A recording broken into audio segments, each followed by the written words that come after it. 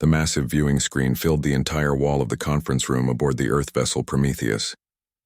Captain Marcus Chen stood with his arms crossed, watching the live feed from Concordia Prime with growing unease. Behind him, his crew sat in silence. Everyone knew what was happening today. Everyone knew what it meant. Director Elena Vasquez stood before the Galactic Council. She wore Earth's finest diplomatic uniform, midnight blue with silver stars. Her voice carried across the chamber with practiced confidence. She had rehearsed this speech for months. 50 years of preparation had led to this moment. Humanity comes before you in peace, Elena said. We have observed your quarantine requirements. We have studied your laws. We have proven ourselves ready to join the galactic community. The council chamber was a work of art. 12 representatives sat in a circular arrangement, each from a different species. Some looked almost human. Others were so alien that Marcus struggled to identify which parts were heads. High Arbiter Zelton sat at the highest point. His species, the Quorith, had founded the council 3,000 years ago. He looked like a mantis made of crystal, reflecting light in rainbow patterns. Marcus had met aliens before. First contact had happened in 2197, exactly 50 years ago. A Quorith scout ship had found humanity's Mars colony. The galaxy had been watching Earth for centuries, apparently. Watching and judging, they had decided humans were too violent, too aggressive, too dangerous. But they offered a deal. Stay in your solar system. Prove you can live in peace. Maybe in 50 years you can join us.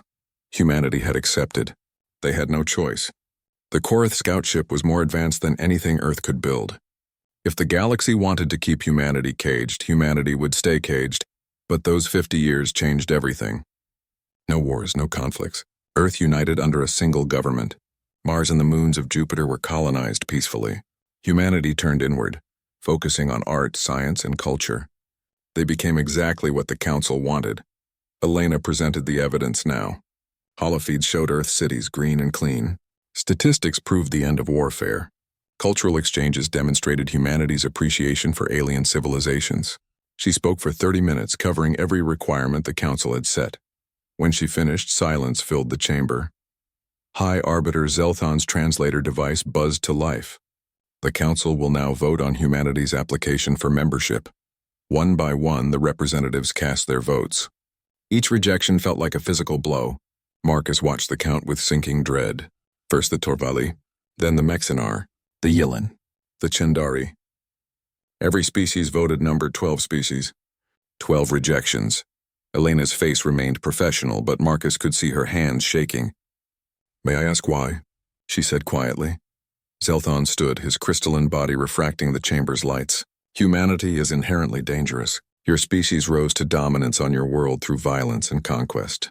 You eliminated every other intelligent species on your planet. Your history is written in blood. That was our past, Elena protested. We have changed.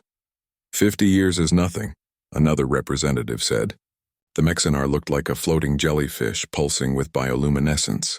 My species has records going back 20,000 years. We have seen species like yours before. You hide your nature well, but you cannot change it. You are predators pretending to be peaceful. The adaptability is most concerning, added the Chendari representative. A being of pure energy contained in a force field. You advanced too quickly. In 50 years, you went from primitive rockets to quantum drives. You reverse-engineered our technology at alarming rates. This makes you unpredictable.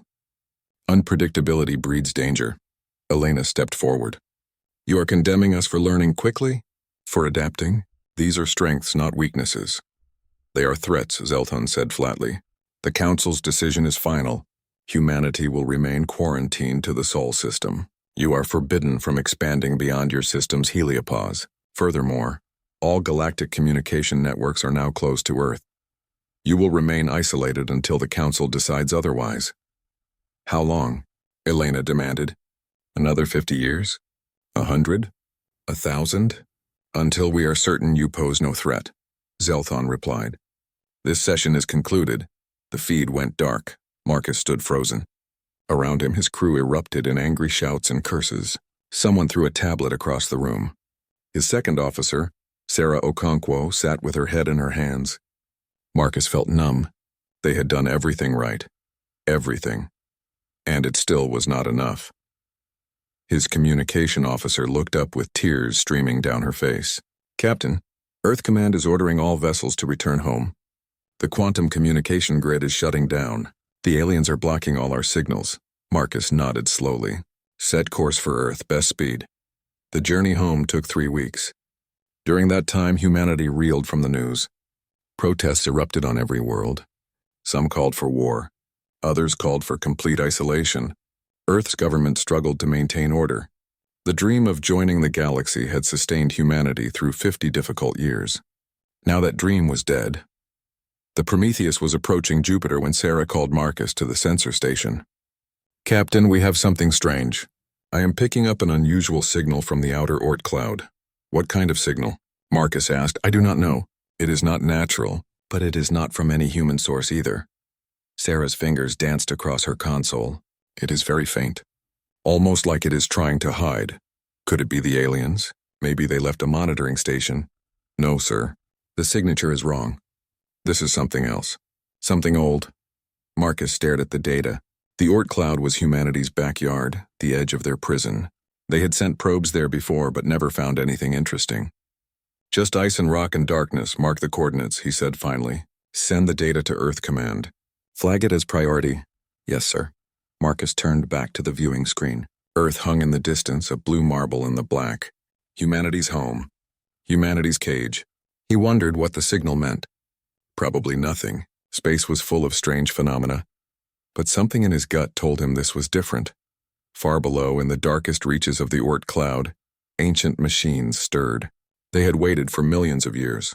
Waited for someone curious enough to find them.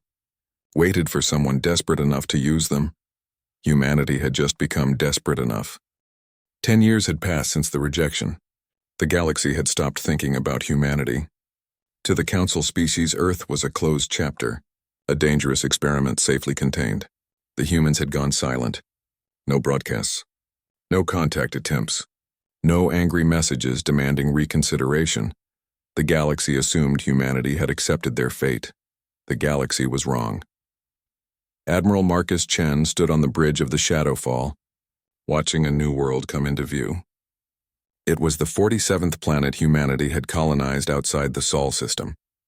Nobody in the galaxy knew it existed. Nobody could detect it. The planet did not even have a proper name yet. Just a designation. Outpost Zeta 7. "Approach looks good, Admiral," Commander Taiki Yamamoto reported from the tactical station. "No unusual signals detected." "The system remains clean," Marcus nodded. Clean meant safe. Clean meant hidden. The Void Fleet had become experts at staying hidden. The discovery in the Oort cloud had changed everything. At first, Earth Command thought it was just debris, ancient wreckage from some long-dead civilization. But Dr. Sarah Okonkwo and her team found something remarkable inside the ruins. Technology, working technology, and more importantly, a map. The precursors, as humanity called them, had built a network of gates. Not normal gates that everyone could see. These gates existed in subspace, in the spaces between normal reality. They connected hundreds of star systems across the galaxy, systems far from Council space, systems in the dark corners where nobody looked. The precursors had vanished millions of years ago. Their gates remained waiting. Humanity found them. Humanity used them. The first expedition through a shadow gate had been terrifying. Marcus had led it personally. They had no idea where it would take them. No idea if they would even survive the journey. But desperation made people brave. Or foolish. Sometimes both. The gate had delivered them to a system 300 light-years from Earth. A system with no Council presence. No monitoring stations. Nothing but empty planets and silent stars. It was perfect. That was 9 years ago. Since then, humanity had exploded outward, small fleets moving through the Shadowgate network. Carefully. Quietly. They established colonies on worlds the Council did not know existed. They built shipyards and asteroid fields that did not appear on any galactic chart. They created an entire civilization in the darkness. The Void Fleet grew with each passing year. Human ships now used hybrid technology, combining Earth engineering with precursor designs. They could phase in and out of normal space. Conventional sensors could not detect them. To the galaxy, they were ghosts. Status on the colony? Marcus asked. Sarah, now his chief science officer, looked up from her station. Population at 15,000. Agriculture is ahead of schedule. Manufacturing facilities are operational. We will be self-sufficient within 6 months. Good. What about the other projects? The architect continues analyzing precursor data, Sarah said. We have reconstructed about 30% of their database. The artificial intelligence is learning quickly. The architect was humanity's greatest discovery. Not a gate, not a ship, an intelligence. A thinking machine the precursors had left behind. It was damaged, incomplete, but functional enough to help. It taught humanity things the Council had never shared. Physics, engineering, medicine. The gaps in their knowledge filled rapidly. Tyche stood and approached Marcus's command chair. His voice dropped to a whisper. Admiral, we need to discuss the other matter. Marcus knew what he meant. The thing they did not talk about in front of the full crew. He nodded and followed Tyche to the private briefing room. Once inside, Tyche activated a holofeed. It showed a star chart, except this chart included regions beyond the galactic rim, the dark spaces between galaxies. The architect gave us more information, Tyche said, about why the precursors built the gate network. And why they disappeared. Go on. They were running from something they called the Devourers. Tyche highlighted a section of space beyond the galaxy's edge. The architect's records are fragmented, but we have pieced together enough. The Devourers are not a species. They are more like a force, a swarm. They consume everything, stars, planets, entire civilizations. They convert matter into more of themselves. Marcus felt cold. And the precursors? Lost, the Devourers caught them. But before they fell, they built the Shadowgate network. A way for future civilizations to spread across the galaxy quickly. To hide. To survive what was coming. You are saying this threat is coming back? The architect thinks so. The data suggests a cyclical pattern. The Devourers sweep through galaxies every few million years. They are due to return, Tyche paused. Soon, Marcus stared at the holofeed. Humanity had spent 10 years building in secret. 10 years recovering from rejection. 10 years growing strong. And now they face something that destroyed civilizations millions of years more advanced than Earth. Does the Council know? Marcus asked. No. The precursors existed before the Council formed. This information is lost to them. Should we warn them? Tyche's expression hardened. They quarantined us. They blocked our communications. They treated us like criminals for wanting to explore. Now you want to help them? If this threat is real, it affects everyone. If we reveal ourselves, we lose our advantage, Tyche argued. The Council will demand access to the Shadow Gates. They will try to control us again. We will be right back where we started, except now they know what we have built. Marcus turned away from the holofeed. It was a difficult choice, maybe an impossible choice. Warn the galaxy and lose their freedom, or stay silent and watch civilizations fall. How long do we have? He asked. The architect cannot be certain. Years, maybe decades, but not centuries. Then we have time to decide. Continue monitoring. Expand our intelligence network. If the Devourers are coming, I want to know when and where. And if they arrive before we are ready? Marcus looked at his old friend. Then we do what humanity does best. We adapt, we survive, and we fight. They returned to the bridge. On the view screen, Outpost Zeta 7 rotated peacefully. Lights from the new settlements glittered on the night side. Children were being born there. Families were building lives. Humanity was growing. In the shadows. Far across the galaxy on Concordia Prime, High Arbiter Zelthon reviewed reports from Council scouts. Nothing unusual. No signs of human expansion. No illegal activity. The quarantine held perfectly. He closed the files with satisfaction. The human problem was solved. Contained. Forgotten. Zelthon had no idea that human ships passed through his system regularly. He had no idea that humanity had seated monitoring stations in every major council sector. He had no idea that the primitives he dismissed were watching his every move. Humanity remembered being judged. Humanity remembered being rejected. Humanity would not forget. But they also would not reveal themselves. Not yet, not until the time was right. They had learned patience in their cage. Now they used that patience as a weapon. The galaxy thought humanity was weak, small, contained. The galaxy would learn the truth eventually, but by then, it would be far too late to stop what humanity had become.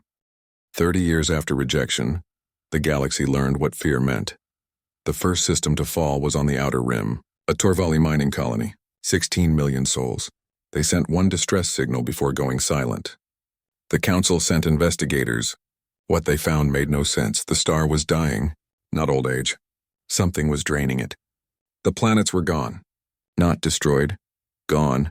Converted into gray dust that spread through the system like a disease. In the center of it all, machines. Billions of machines, each one the size of a small moon, taking apart reality itself. The Devourers had arrived. Admiral Marcus Chen watched the Council's encrypted transmission from the bridge of his flagship. He was older now, gray at the temples. Lines on his face spoke of 3 decades carrying impossible burdens. Around him, the command crew of the Shadowfall worked in tense silence. The architect was right, Sarah said quietly. She had aged, too. Everyone had. They are here. Show me the progression, Marcus ordered. A star map appeared. Red dots marked systems the Devourers had consumed. 5 systems in the first month, 12 in the second, 20 in the third. The pattern was clear. The swarm was accelerating. Commander Yamamoto, now Marcus's second-in-command, shook his head. The Council is panicking. Their fleets are moving too slowly. They do not understand what they are fighting. They have lived in peace for thousands of years, Marcus said. They have forgotten how to wage war. The holofeed shifted to show a Council fleet engaging the Devourers. It was a massacre. Council ships used elegant tactics. Carefully aimed weapons. Minimum force. They were trying to reason with an enemy that did not reason. The Devourers simply swarmed them. For every machine destroyed, 10 more appeared. They learned from each attack. Adapted. By the end of the battle, they were immune to the Council's weapons. Admiral, incoming transmission. The communications officer reported. It is from Concordia Prime, High Arbiter Zelthon himself. Marcus had not heard that name in decades. Play it, Zelthon appeared on the screen. He looked terrible. His crystalline body was cracked. One of his limbs was missing. Behind him, the Council chamber burned. To anyone receiving this message, the Galactic Council is under attack. We are facing an extinction-level threat. All civilizations are called upon to assist, please, if you can hear this. Help us. The transmission ended. Silence filled the bridge. They are broadcasting on all frequencies, Sarah said, including towards Sol system. Marcus knew what that meant. The Council was desperate enough to ask humanity for help. The same humanity they had rejected. The same humanity they had imprisoned. Sir, what are our orders? Yamamoto asked.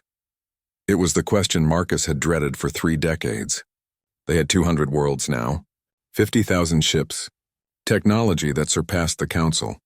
They could fight, but should they? Convene the High Command, Marcus said. Emergency meeting. 1 hour. The meeting was held via quantum link. Leaders from across humanity's hidden empire appeared as holograms. Director Chen Kai, Elena Vasquez's successor, spoke first.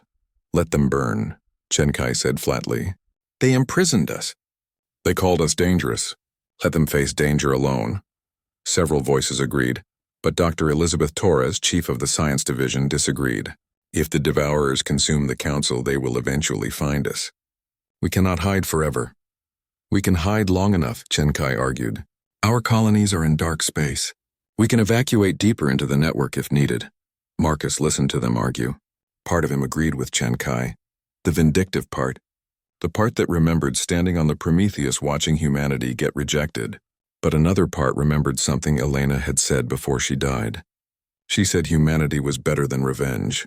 We will intervene, Marcus said quietly. The arguing stopped. Admiral, Chen Kai's hologram turned to face him. We will intervene, Marcus repeated, stronger now. But on our terms. We will not reveal our full strength. We will not share our technology. We will operate from the shadows. Ghost ships that appear and disappear. We will save who we can when we can. You are risking exposure, Chen Kai warned. Yes. But I am not risking our freedom. We reveal nothing. The Council gets mystery saviors. Nothing more. Yamamoto smiled. A legend. The Shadow Saviors, exactly. We fight the Devourers. But we do not fight for the Council. We fight for the innocent. For the refugees. For the species that had no say in our rejection. The vote was close, but Marcus won. Humanity would enter the war. Secretly. The next Devourer attack hit the Quorith homeworld. Billions fled in evacuation ships. The Council fleet tried to hold the line but was overwhelmed. The civilians would not make it out. Then something changed. Ships appeared from nowhere. Sleek vessels that shimmered like ghosts. They phased in and out of reality. The Devourers could not track them, could not hit them. Human weapons tore through the swarm using frequencies the machines had never encountered. The evacuation ships escaped. The ghost ships vanished. It happened again at the Mexinar colonies, and again at the Chendari stations. Mysterious vessels appeared whenever the Devourers attacked. They fought with impossible tactics. They saved millions. Nobody knew who they were. Rumors spread across the refugee networks. Some said they were angels sent by the precursors. Others claimed they were a hidden council weapon. A few whispered about humans, but nobody believed it. Humans were primitive, trapped in their solar system. On Concordia Prime's ruins, Zelton listened to the reports with confusion. His species' homeworld was ash. Half the council was dead, but millions had survived because of these phantoms. Find out who they are, he ordered his remaining intelligence officers. I do not care what it costs. Marcus watched from light years away as one of the council's fastest ships tried to follow a human vessel. The council ship was good, fast, well-equipped, not fast enough. The human ship phased into subspace and disappeared through a shadow gate. The council ship arrived at empty space, no trace, no trail. They will keep trying, Sarah warned. Eventually, they will figure it out. Let them try, Marcus said. We have a war to fight. The Devourers consumed 50 systems in the first year, then 70, then 90. Entire civilizations ended. The council's organized government collapsed. What remained formed the Emergency Council, only 6 species, working from hidden bases, struggling to survive, and always in the darkest moments the ghost ships appeared. Nobody knew humanity had entered the war, but humanity knew, and humanity remembered everything. A young human pilot, Lieutenant James Wu, returned from a rescue mission. He had saved a ship full of Torvali children. When he pulled them aboard, one child saw his face through his helmet. The child pointed and said a word in broken English. Human, James smiled. Yeah, kid, human. But humans are gone. No, James said softly. We are right here. We have always been here, watching, protecting. The child would tell that story later. Others would call it fantasy, a dream created by trauma. But some would wonder. Some would start to believe, and in the shadows humanity continued to fight. The Council science vessel Luminary was running for its life. Behind it, 3 Devourer hunter machines closed in. The ship's captain, a young Mexinar named Solvix, knew they would not make it to the nearest gate. Then the ghost ship appeared. It materialized directly between the Luminary and the hunters. Weapons fire cut through space with precision. 2 hunters exploded. The third tried to adapt, but the ghost ship was already gone, reappearing behind it. Another burst of fire. The third hunter died. Follow them, Solvix ordered. It was against protocol. The Emergency Council had strict rules about pursuing the mystery vessels. But Solvix was tired of rules. Tired of not knowing. His species was dying. He wanted answers. The Luminary's sensors tracked the ghost ship's quantum signature. It was difficult. The signature phased in and out. But Solvix's crew was skilled. They stayed on target. The ghost ship led them to an asteroid field. Then it vanished completely. Scan everything, Solvix ordered. There must be something here. They found it. A station, hidden in the asteroids, using technology that bent light around it. Almost invisible, but now that they knew where to look, they could see it. That is not Council technology, the science officer whispered. No, Solvix agreed. It is not. He made a decision. Hail them. For a long moment, nothing happened. Then a voice came through, speaking in perfect Mexinar. Luminary, you need to leave this location immediately. Who are you? Solvix demanded. Another pause. Then, Admiral Chen will speak with you. Stand by. The face that appeared on screen made Solvix's bioluminescence flicker in shock. It was human. Older, scarred, but definitely human. I am Admiral Marcus Chen of the Void Fleet, the human said calmly. You have discovered one of our outposts. This creates a problem. Humans, Solvix breathed. The ghost ships are human. Yes, but that is impossible. You are quarantined. Trapped in your system, Marcus smiled without humor. That is what you were supposed to think. The revelation spread across the Emergency Council like wildfire. Humans were not only alive, they had built an empire. A hidden empire spanning hundreds of worlds, using technology that made council science look primitive. High Arbiter Zelthon received the news in his temporary headquarters on a refugee station. He did not believe it at first. Then they showed him the evidence. Human ships, human stations, human colonies, summon them, Zelthon ordered. Immediately. The meeting was held in neutral space.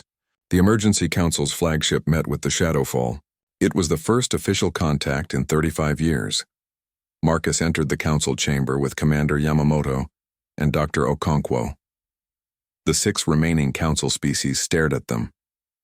Some with shock, some with anger. Zelthon simply looked broken. "You hid from us," Zelthon said. His voice was bitter. "All this time. You let us believe you accepted the quarantine." "We did accept it," Marcus replied. "We stayed in Sol system as ordered. What we did outside your space was our business." "How?" asked the Chindari representative. "How did you expand without us knowing?" "We found what you could not," Sarah said. "Technology you thought was impossible. We adapted. We survived. While you debated and politicked, we built." The Torvali representative slammed a limb on the table. "You watched us suffer.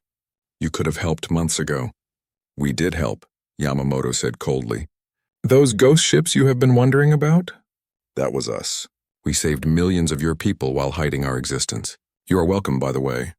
Zelthon raised a limb for silence. "The past does not matter now. What matters is the present. We are facing extinction. You have technology and ships we need. You must share them." Marcus laughed. Actually laughed. "Must? You are giving us orders? After everything?" "This is about galactic survival," Zelthon insisted. "Then let us discuss terms," Marcus said. "We will help you. We will share intelligence.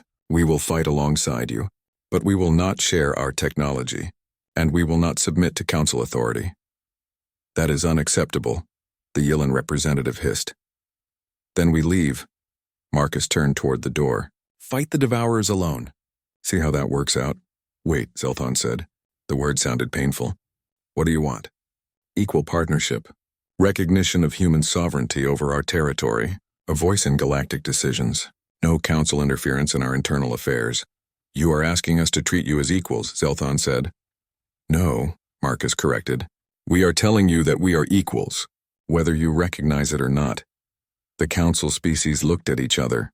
They had no choice. They needed humanity. Without human technology, without the Shadowgate network, they would lose this war. "Agreed," Zelthon said finally. "Equal partners." But not everyone accepted the terms. 3 council species refused to work with humans. They called humanity's rise illegitimate. They said humans were still dangerous. They retreated to their remaining territories, refusing all contact. The Devourers consumed them within weeks. Meanwhile, humanity and the remaining council species formed an alliance. Human officers taught council soldiers new tactics: speed over caution, adaptability over protocol, aggression over elegance. It was uncomfortable for both sides. Council species found human methods brutal.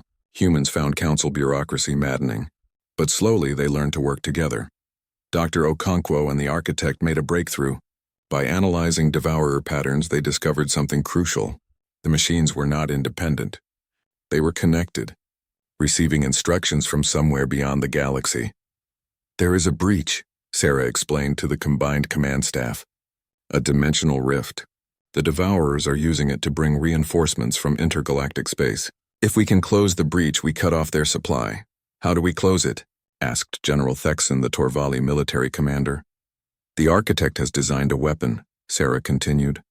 "Reality anchors. They stabilize dimensional boundaries. Plant one at the breach, activate it, and the rift collapses." "Where is the breach?" Marcus asked. Sarah highlighted a location on the star map. It was deep in Devourer-controlled space. Hundreds of hunter machines guarded it. "It is a suicide mission," Yamamoto said quietly. "Yes," Sarah agreed. "It is." Marcus studied the map. "The breach was everything. Close it and they could win. Fail and the galaxy would fall. The mission would require a massive assault. A distraction force to draw away the hunters, and a strike team to plant the anchor. "I will lead the strike team," Marcus said. "Admiral, you are too valuable," Zelthon protested. "Send someone else," Marcus shook his head. "I have spent 35 years in the shadows, hiding, watching. Now I fight in the light. This is my mission. Nobody argued further. They all knew the truth. This was a one-way trip. Marcus spent his last night writing messages. To his children, to his friends, to the crews he had commanded. He did not talk about death. He talked about hope, about what humanity had built, about the future they had earned. In his final message to humanity, he said, "We were rejected by the galaxy. They feared us, called us dangerous. Maybe they were right. Maybe we are dangerous, but we are dangerous to the right things, to extinction, to tyranny, to the darkness. If this is the danger we represent, then I am proud to be human." The next morning, the combined fleet assembled. 300 ships, human and alien flying together, ready for the final battle. Admiral Marcus Chen stood on the bridge of the Shadowfall and gave the order. All ships, execute jump. They vanished into subspace, heading toward the breach, heading toward war, heading toward history. The breach was beautiful in a terrible way, a wound in reality itself. Purple and black energy twisted through space, connecting the galaxy to something beyond. Through the rift, Marcus could see shapes moving. More devourers, millions more, waiting to pour through. "Fleet is in position," Yamamoto reported. His voice was steady despite the odds. "Devourer forces are responding." On the tactical display, red dots swarmed toward them. Hundreds of hunter machines. Behind them, the massive constructor ships that built new devourers from consumed matter. The enemy outnumbered the Allied fleet 3-1. "All ships engage at will," Marcus ordered. "Distraction force, make them notice you. Strike team, with me." The battle began. Council ships used their superior shields to draw fire. They danced through space, elegant even in warfare. Human vessels struck from shadows, phasing in and out of reality. Together they created chaos. The Devourer's collective intelligence struggled to process the coordinated tactics. Marcus led 15 ships toward the breach. The strike team. Each carried a piece of the reality anchor. They had to get close enough to deploy it, close enough to the rift that separated dimensions. Devourer hunters intercepted them. The first ship in the formation, the Courage, exploded. Then the Defiant, the Harmony. One by one, the strike team fell. "Keep going," Marcus shouted. "Do not stop." The Shadowfall took hit after hit, shields failing, hull breaching. Around him, his crew worked with desperate efficiency. Sarah rerouted power. Yamamoto manually targeted weapons. Every second mattered. They reached the breach with 7 ships remaining. "Deploy the anchor," Marcus ordered. The ships released their cargo. Pieces of the anchor drifted toward the breach, pulled by its gravity. But they needed to be assembled. Someone had to go out there and connect them. "I will do it," Marcus said, standing from his command chair. "Sir, the radiation levels will kill you in minutes," Sarah protested. "I know." Marcus headed for the airlock. "Yamamoto, you have command. If I fail, ram the breach with everything you have. The kinetic impact might destabilize it." "Admiral," Yamamoto began, but Marcus was already gone. The suit was the best humanity could build. Shielding, life support, magnetic grapplers. It would not be enough, but it would give him time. Marcus jetted toward the anchor pieces. Around him, the battle raged. Ships exploded into flowers of fire. Energy weapons cut through the darkness. He focused on his task. Connect piece A to piece B. Lock the seals. Move to piece C. The radiation burned even through the suit. His skin felt like it was on fire. The HUD showed his exposure levels climbing into lethal ranges. He kept working. Piece C to piece D to E. His hands shook. Blood filled his mouth. He was dying, but the anchor was nearly complete, Marcus, a voice said. Not through the radio. Inside his mind. "Architect?" Marcus gasped. "Yes, I must tell you something. Before the end, make it quick." "I am busy dying." The precursors did not die. We evolved. Beyond physical form. Beyond dimension. We have been watching your species. Testing you. Marcus connected the final piece. The anchor hummed to life. Testing us, why? The Devourers are not random. They are a filter, a test that civilizations must pass. Evolve or die. Adapt or perish, most fail. But you did not just survive. You helped others survive, despite having every reason to let them fall. "We are stupid that way," Marcus said. He activated the anchor. Energy pulsed through it. "Is this what you wanted? For us to save the galaxy that rejected us? We wanted to see if you could see past revenge, past anger, You were rejected because you were not ready. You needed to grow beyond your nature. You have done so. You are ready now. Ready for what? To join us, to evolve. You can leave your body behind, become something greater, join the precursors in the higher dimensions. Marcus looked back at the Shadowfall, at his crew fighting, at the Allied fleet dying to give him time, at humanity's future hanging in the balance. No, he said, no, I am human. We do not abandon each other. We do not run, we fight, even when it is stupid, especially when it is stupid. He laughed, blood bubbling on his lips. Tell me the anchor will work. Yes, it will close the breach. Cut off the devourers. You have won. Good. That is all I needed to know. The anchor reached critical power. The breach began to collapse. Purple energy twisted inward. The devourers beyond screamed in frequencies that hurt to hear. They tried to push through, but the anchor held firm. Marcus watched the rift seal, watched the enemy's reinforcements get cut off, watched humanity and the Council achieve the impossible. Then the radiation finally overwhelmed his suit. Admiral Marcus Chen died floating in space, watching the galaxy survive. The battle ended 6 hours later.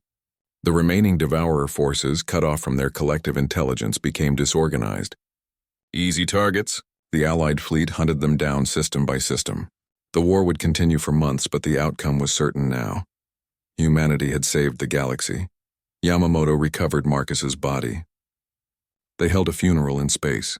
Human and alien ships formed an honor guard. Even High Arbiter Zelthon attended, his crystalline body still cracked from the war. He could have let us die, Zelthon said quietly. We rejected his people, imprisoned them. He had every right to hate us. He did hate you, Yamamoto replied, but he loved the galaxy more. That was the difference.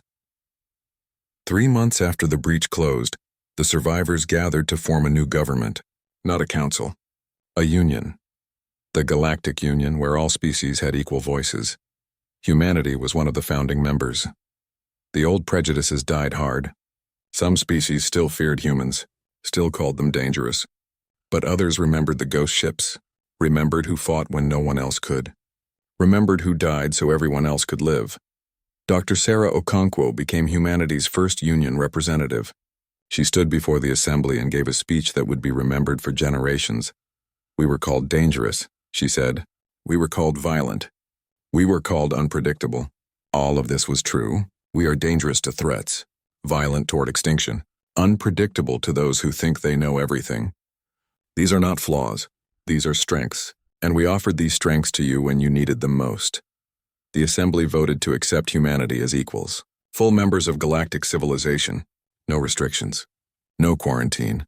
It had only taken 70 years. Humanity shared some of its technology, not the shadow gates, not the precursor archives, but enough to help rebuild.